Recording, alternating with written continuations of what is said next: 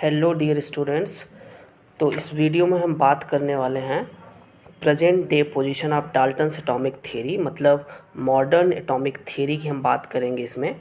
ठीक है, तो सबसे पहले इस थ्योरी को पढ़ने से पहले हमें ये जानना होगा कि मॉडर्न एटॉमिक थ्योरी क्यों आई, या मॉडर्न एटॉमिक थ्योरी में कौन किन किन बातों को बोला गया है, और जो इससे पहले डाल्टन्स एटॉमिक थ्योरी दी गई थी उस डाल्टन्स एटॉमिक थ्योरी में के क्या क्या ड्रॉबैक्स थे, लिमिटेशंस थे, और उन लिमिटेशंस को कैसे इम्प्रूव किया गया, कैसे मॉडिफाइड किया गया। ठीक है, तो सबसे पहले आप ये जान लो कि डाल्टन्स एटॉमिक थ्योरी जो होती है, ठीक है, जो मॉडर्न एटॉमिक थ्योरी है इसको कब प्रपोज किया गया? After the discovery of electron and proton. जब इलेक्ट्रॉन और प्रोटॉन की डिस्कवरी हुई थी, इलेक्ट्रॉन की डिस्कवरी जे थॉमसन ने 1896 में किया था, और उसके बाद फिर 1919 में रदरफोर्ड ने या फिर गोल्डस्टीन ने प्रोटॉन्स की डिस्कवरी की। और इस डिस्कवरी के बाद, इन दोनों फंडामेंटल पार्टिकल्स के डिस्कवरी के बाद ये मॉडर्न एटॉमिक थ्योरी आया था। ठीक है, तो डिस्कवरी ऑफ इलेक्ट्रॉन्स और डिस्कवरी ऑफ प्रोटॉन्स को हम डिटेल्स में पढ़ेंगे चैप्टर नंबर 2 में, स्ट्रक्चर ऑफ एटम, जब आप पढ़ोगे। ठीक है, तो इन दोनों पार्टिकल्स की डिस्कवरी के बाद, सब एटॉमिक पार्टिकल की डिस्कवरी के बाद, ठीक है, ये डिसाइड हो गया कि जो एटम होता है वो क्या होता है? डिविजिबल होता है। ठीक है, तो अब जब न्यूट्रॉन्स की डिस्कवरी चैडविक ने 1932 में किया, तो इससे और भी ज़्यादा सपोर्ट मिल गया कि जो एटम होते हैं वो can be divided into certain fundamental particles. ठीक है, तो अब जो ये थ्योरी थी, this was a major breakthrough in understanding the structure of atom and nature of matter. ठीक है, तो इस मेजर ब्रेक की वजह से, या इस डिस्कवरी की वजह से, इलेक्ट्रॉन प्रोटॉन न्यूट्रॉन की डिस्कवरी की वजह से हमें स्ट्रक्चर ऑफ एटम, मतलब एटम की स्ट्रक्चर और मैटर के नेचर को अंडरस्टैंड करने में, समझने में काफ़ी हेल्पफुल हुआ ये। ठीक है, तो इस तरीके से अगर हम बात करें मॉडर्न एटॉमिक थ्योरी की, तो इसके कुछ पास्टुलेट्स हैं। There are some postulates of modern atomic theory are as follows. The present day position of the modern atomic theory is as follows, जिसमें सबसे पहला पॉइंट देखो बच्चों क्या बता रहा है कि atom is the smallest particle of matter which can not exist in free state. ठीक है, तो जो एटम्स होते हैं, जैसे मान लो कोई भी एटम है, जैसे मान लिया हमने कि नाइट्रोजन का एटम है। ठीक है, तो नाइट्रोजन एटम जो होगा, इस नाइट्रोजन एटम में, मतलब ये एटम्स किससे बना होगा? नाइट्रोजन एलिमेंट से बना होगा। ठीक है, मतलब नाइट्रोजन एलिमेंट्स में क्या होंगे? सारे एटम्स किसके होंगे? नाइट्रोजन के। अब ये जो छोटे छोटे एटम्स हैं, ये क्या होते हैं? फ्रीली एग्जिस्ट नहीं करते हैं। इस पहले पॉइंट में ये कहा गया कि can not exist in free state. Actually ये सारे जो एटम्स हैं, छोटे पार्टिकल्स हैं, बहुत स्मॉलेस्ट पार्टिकल हैं, ये फ्रीली एग्जिस्ट नहीं कर पाते हैं, क्योंकि ये अगर फ्रीली एग्जिस्ट करेंगे, मतलब ये फ्री फॉर्म में अनस्टेबल होते हैं। ठीक है, मतलब इनको स्टेबलाइज होने के लिए एटम्स जो होते हैं एक दूसरे के साथ कॉम्बिनेशन करते हैं, किसी न किसी फोर्स के थ्रू, बाइंडिंग फोर्स के थ्रू, और ये एटम्स कंबाइंड होते हैं। ठीक है, और मतलब कॉम्बिनेशन के फॉर्म में होते हैं एटम्स, ना कि फ्री स्टेट में होते हैं। फ्री स्टेट में जनरली एटम्स जो होंगे वो क्या होंगे? अनस्टेबल होंगे। इसी वजह से, ठीक है, ये जो मैटर हैं, ठीक है, मतलब किसी भी मैटर का जो स्मॉलेस्ट पार्टिकल है एटम, वो can not exist in free state. ठीक है, नेक्स्ट पॉइंट है बच्चों, नेक्स्ट पॉइंट है atoms of a particular element में नॉट बी आइडेंटिकल। देखो बच्चों, ये बहुत ही इंपॉर्टेंट पॉइंट है। अगर हम इसकी बात करें तो इससे पहले आपने जो डाल्टन्स एटॉमिक थ्योरी पढ़ा था, उसमें आपने क्या बताया था? उसमें आपने ये पढ़ा था कि atom of a particular element में कैन नॉट बी आइडेंटिकल। ठीक है, मतलब उसमें आपने ये पढ़ा था कि एटम्स, किसी भी पर्टिकुलर एलिमेंट के जो एटम्स होते हैं, ठीक है, वो आइडेंटिकल होते हैं। सॉरी, आपने डाल्टन्स एटॉमिक थ्योरी में ये पढ़ा था कि जो एटम्स होते हैं, ठीक है, जो किसी भी पार्टिकुलर एलिमेंट के जो एटम्स होते हैं, ठीक हो, क्या होते हैं? आइडेंटिकल होते हैं विथ ऑल रिस्पेक्ट, मतलब उनका जो मास होता है, जो उनका केमिकल नेचर होता है, ठीक है, ये सभी क्या होता है, सेम होता है। साइज हो गया, ये सब क्या होता है, सेम होता है, ये आपने पढ़ा था। लेकिन यहाँ देखो डाल्टन्स एटॉमिक थ्योरी के बाद ये जो मॉडर्न एटॉमिक थ्योरी है, इस मॉडर्न एटॉमिक थ्योरी में जो दूसरा पॉइंट है, ये दूसरे पॉइंट में ये बताया जा रहा है कि जो एटम्स हैं, किसी भी पार्टिकुलर एलिमेंट का जो एटम है वो आइडेंटिकल नहीं होता है, ठीक है। The atoms of the same element में पोजेसेस डिफरेंट रिलेटिव मासेस, मतलब जो एटम्स होता है, किसी भी पार्टिकुलर एलिमेंट का जो एटम है उसका जो मास होगा, ठीक है, वो क्या होगा, डिफरेंट होगा, मतलब उनका जो रिलेटिव मास होगा वो क्या होगा, डिफरेंट होगा, ठीक है। अच्छा बच्चों, इस सेकेंड पॉइंट को अगर हमें एग्जांपल के थ्रू समझना हो, जैसे आपने क्या देखा कि जो किसी भी पार्टिकुलर एलिमेंट का जो एटम है, ठीक है, वो आइडेंटिकल नहीं होता है, ये सेकेंड पॉइंट में बताया जा रहा है। तो इसको एग्जांपल के थ्रू अगर हम देखें, जैसे मान लो हमारे पास आपने पढ़ा होगा आइसोटोप्स। तो आइसोटोप्स में जैसे मान लो हमारे पास 3 एलिमेंट हैं कार्बन के, ठीक है, कार्बन ही है, इनका तो एटॉमिक नंबर 12 होता है, ठीक है, सबका एटॉमिक नंबर 12 है। अब देखो एक कार्बन का मास होता है 12, एक का होता है 13, एक का होता है 14।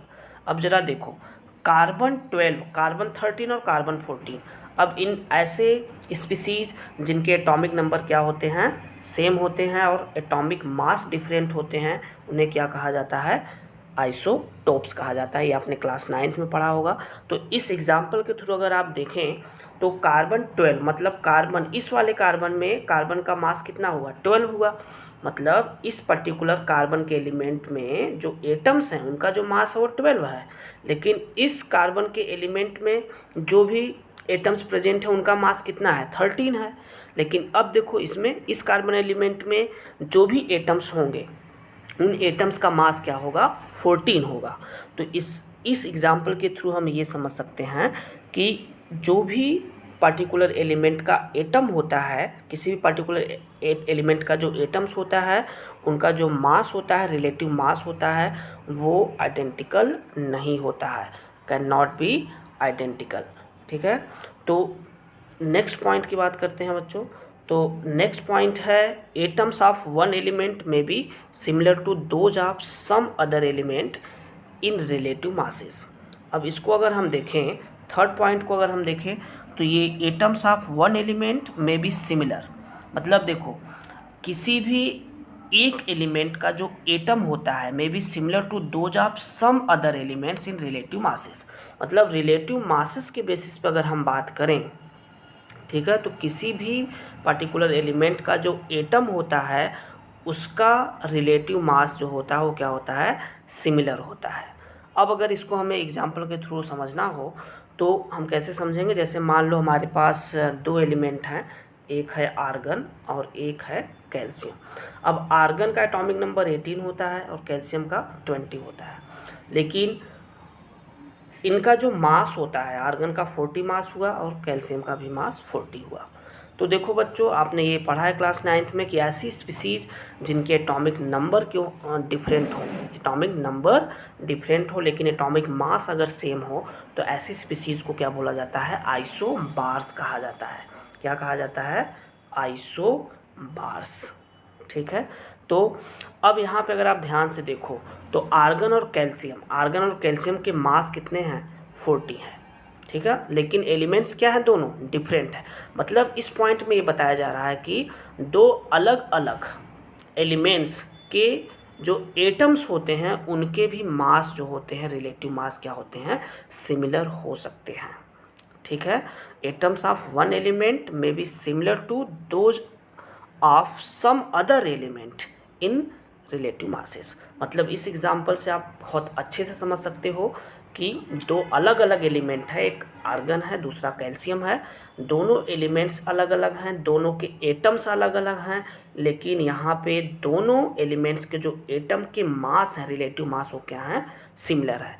जबकि इससे पहले आपने डाल्टन्स एटॉमिक थ्योरी में ये पढ़ा था कि ये सिमिलर नहीं हो सकते हैं, दो अलग अलग एलिमेंट्स के जो मासेज हैं वो कभी भी सिमिलर नहीं हो सकते हैं, ठीक है। तो ये after discovery of electron, proton and neutron के बाद इसको बताया गया ठीक है, after the discovery of isotopes and isobars, जब आइसोटोप्स अब आइसोबार की डिस्कवरी हो गई थी तो उसके बाद ये थ्योरी प्रपोज किया गया था, ठीक है, मॉडर्न एटॉमिक थ्योरी।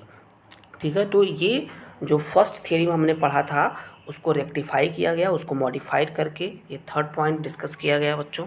नेक्स्ट जो है हम बात करते हैं नेक्स्ट पॉइंट की, तो नेक्स्ट पॉइंट है एटम इज डिविजिबल। अब देखो बच्चों यहाँ पे क्या बताया जा रहा है कि atom is divisible and can be divided into सब atomic particles like electrons, protons and neutrons. अब देखो इसमें फोर्थ पॉइंट में जैसा कि हमने बता दिया कि एटम्स जो होता है वो डिविजिबल होता है। ये कैसे हमें पता चला? After discovery of electron and proton. ठीक है, जब इलेक्ट्रॉन और प्रोटॉन की डिस्कवरी हो गई थी तो उसके बाद ये पता चल गया कि जो एटम होता है वो क्या होता है, डिविजिबल होता है। लेकिन इससे पहले की थियरी में क्या बताया गया था कि एटम जो होता है वो इनडिविजिबल होता है।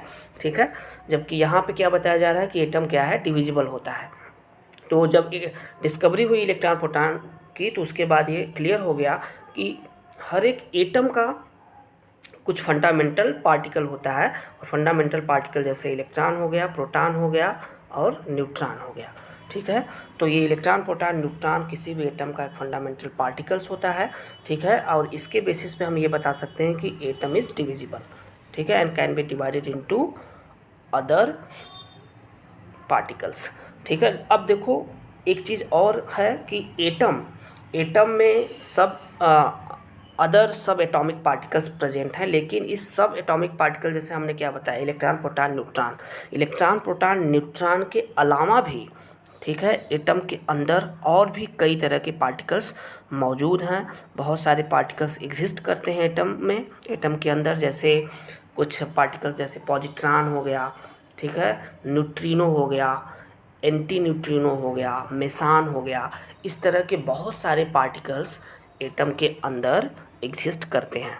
ठीक है, तो नेक्स्ट पॉइंट है बच्चों, नेक्स्ट पॉइंट है fifth, atom is destructible, the mass within an atom can be converted into energy according to the Einstein equation. देखो ये बहुत ही इंपॉर्टेंट पॉइंट है बच्चों। इससे पहले की थियरी में आपने क्या पढ़ा था कि एटम इज इनडिस्ट्रक्टिबल।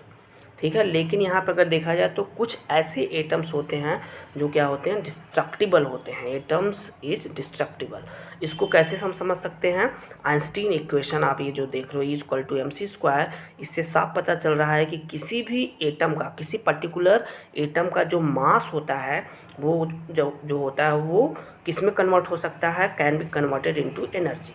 तो जो E=mc² है, इसको किसने दिया था? E=mc², आइंस्टीन ने दिया था। आइंस्टीन ने ये इक्वेशन दिया था E=mc², और इस इक्वेशन से हमें ये पता चलता है कि किसी भी एटम का जो मास है वो एनर्जी में कन्वर्ट हो सकता है। ठीक है, एनर्जी में कन्वर्ट हो सकता है। ठीक है, तो आइंस्टीन इक्वेशन के बेसिस पे हम ये बता सकते हैं कि किसी भी एटम का जो मास होता है वो एनर्जी में कन्वर्ट हो सकता है। ठीक है, लेकिन ये जो चेंज है, the change of mass into energy is possible only nuclear fission and nuclear fusion. ठीक है, रिएक्शंस। ठीक है, ऐसे रिएक्शंस मतलब न्यूक्लियर फ्यूजन हो गया या न्यूक्लियर फिजन हो गया, इस तरह के जो केमिकल रिएक्शंस होते हैं, जो भी रिएक्शंस होते हैं, उनमें ही ये फॉलो करता है। ठीक है, मतलब उन्हीं में ये मास जो होता है एनर्जी में चेंज होता है। ठीक है बच्चों, तो ये मास एनर्जी में तभी चेंज होगा या उन्हीं रिएक्शंस में चेंज होगा। किस तरह के रिएक्शंस में? न्यूक्लियर फ्यूजन और न्यूक्लियर फिजन वाले रिएक्शंस में होगा। ठीक है, जैसे अब न्यूक्लियर फ्यूजन का मतलब क्या हुआ? जैसे कुछ एलिमेंट्स ऐसे होते हैं, ठीक है, जो क्या होते हैं, एक दूसरे से कंबाइंड होते हैं। ठीक है, जैसे आपने एक बहुत ही बेसिक लेवल पर अगर हम बात करें, जैसे आपने पढ़ा होगा कि जब हाइड्रोजन एटम कंबाइंड होते हैं तो जनरली क्या होता है, हीलियम बनता है। हाइड्रोजन का एटॉमिक नंबर 1, इसका भी एटॉमिक नंबर 1, हीलियम का एटॉमिक मास कितना हो गया? 2 हो गया। ठीक है, जैसा कि आप जानते हो जो सन होता है, हमारा जो सन है वो जनरली बहुत ही बड़ा एनर्जी का सोर्स है, और उसमें 98% जो होता है वो क्या होता है, हाइड्रोजन से बना होता है। और हाइड्रोजन जब हाइड्रोजन कंबाइंड होते हैं तो हीलियम का फॉर्मेशन करते हैं। यहाँ पे क्या हो रहा है, दो एलिमेंट्स का कॉम्बिनेशन हो रहा है यहाँ पे, इसलिए इसको हम क्या कह सकते हैं, न्यूक्लियर फ्यूजन। ठीक है, मतलब फ्यूज होना। और फ्यूज होता है जब ड्यूरिंग दिस प्रोसेस, ठीक है, क्या होता है, बहुत ज़्यादा अमाउंट में एनर्जी रिलीज होती है in the form of heat energy and light energy. ठीक है, ये सन में होता है। ठीक है, इसी वजह से सन आप देखते हो बहुत ज़्यादा अमाउंट में एनर्जी प्रोड्यूस करता है in the form of light energy and heat energy. ठीक है, तो ये हाइड्रोजन कंबाइंड होकर हीलियम का फॉर्मेशन करता है, और ड्यूरिंग दिस प्रोसेस, इस प्रोसेस के दौरान ही बहुत ज़्यादा एनर्जी रिलीज होती है। ठीक है बच्चों, जैसे मान लो अगर हम न्यूक्लियर फिजन की बात करें, जैसे न्यूक्लियर फिजन आप बहुत ही सिंपल तरीके से समझ लो, जैसे यूरेनियम है। यूरेनियम एक रेडियो एक्टिव एलिमेंट है जिसका मास होता है 92, एटॉमिक नंबर मतलब सॉरी एटॉमिक नंबर 92 होता है। तो एटॉमिक नंबर 92 है, तो यूरेनियम जब भी डिवाइड होता है तो सबसे पहले ये डिवाइड हो जाता है बेरियम 56 में, और उसके बाद क्रिप्टॉन 36 में। ठीक है, तो 56 और 36 में ये ब्रेक हो जाता है, तो 56 और 36 आप ऐड करेंगे तो 92 होगा। फिर इस तरीके से बेरियम ब्रेक हो जाता है, फिर क्रिप्टॉन ब्रेक हो जाता है। मतलब हर एक यूरेनियम एलिमेंट से 2 पार्ट में डिवाइड हुआ। ठीक है, फिर 2 से 4 बना, फिर 4 से 8 बना। ठीक है, एक तरीके का चेन रिएक्शन होता है। जैसे मान लो कोई एक रेडियो एक्टिव एलिमेंट है, 1 से 2 बना, फिर ये 2 से क्या हो जाएगा, 4 बनेगा। ठीक है, फिर 4 से क्या होगा, 8 बनेगा। ठीक है, इस तरीके से एक चेन रिएक्शन होता है, और इस चेन रिएक्शन के थ्रू आप देखोगे तो कोई एक पर्टिकुलर एलिमेंट जो होगा वो क्या होता जाएगा, एक दूसरे से अलग होता जाएगा, मतलब ब्रेक होता जाएगा, मतलब उसका फ्यूजन होता जाएगा। ठीक है, तो ऐसे रिएक्शंस को हम क्या बोलते हैं, न्यूक्लियर फ्यूजन रिएक्शंस। ठीक है बच्चों, अब देखो नेक्स्ट पॉइंट जो है, नेक्स्ट पॉइंट में ये बताया जा रहा है कि in molecules atom are held together by different types of binding forces. Binding forces, this is B and this is B, binding forces.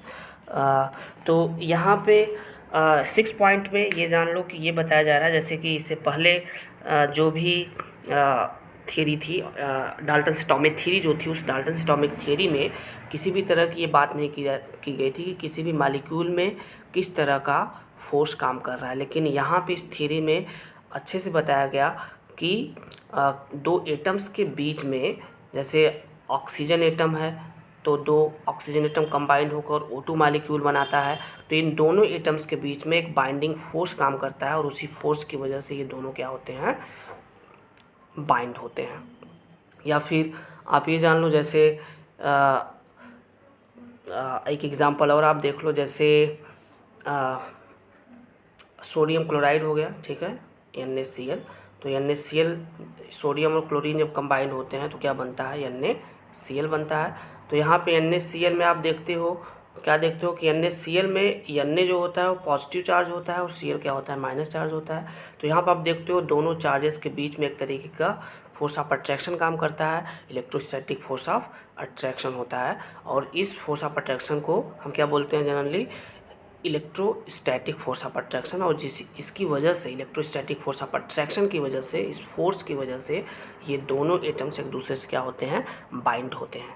ठीक है, तो इन सारी चीज़ों को एक्सप्लेन किया गया मॉडर्न एटॉमिक थ्योरी में। ठीक है, तो इस तरीके से ये कुछ पॉइंट्स आपको हमने बताया। ठीक है, इन सारे पॉइंट्स को आप अच्छे से रिकैप कर लेंगे। ठीक है, इन सारे पॉइंट्स को आप अपने नोट्स में लिख लेंगे। ठीक है, काफ़ी इंपॉर्टेंट पॉइंट्स हैं ये सारी चीज़ें। ठीक है, इसको आप ज़रूर लिख लीजिएगा, एक बार फिर से इसको देख लीजिएगा, समझ लीजिएगा। ठीक है, ओके बच्चों, थैंक यू सो मच।